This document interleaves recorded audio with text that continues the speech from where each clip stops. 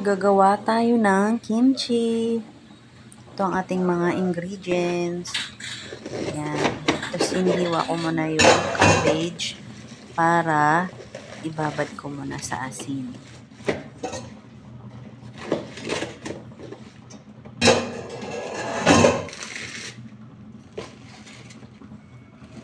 Oh.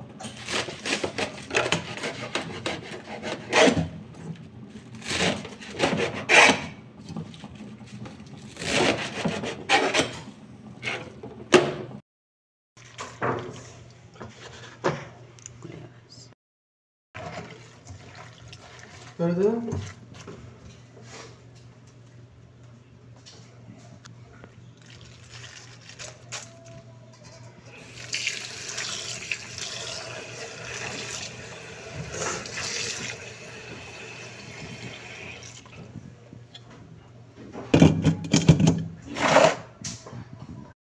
Gawa tayo ng kimchi. Ito yung aking garlic, onion. Dahil wala akong rice flour, naglagay na lang tayo ng apple. Tapos, ito yung aking chives, carrots, and radish. At ito yung ating cabbage.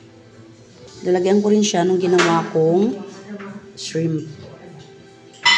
Yan, ilagay ko lang lahat sa blender para mapino natin siya. Tapos nilagyan ko na rin siya ng patis. Ayan, nilagyan ko na din ng sugar.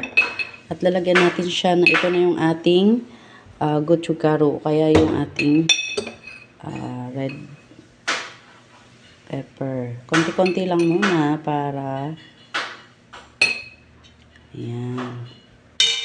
Tapos buhos na natin yung ating cabbage. Kaya na-drain ko na to.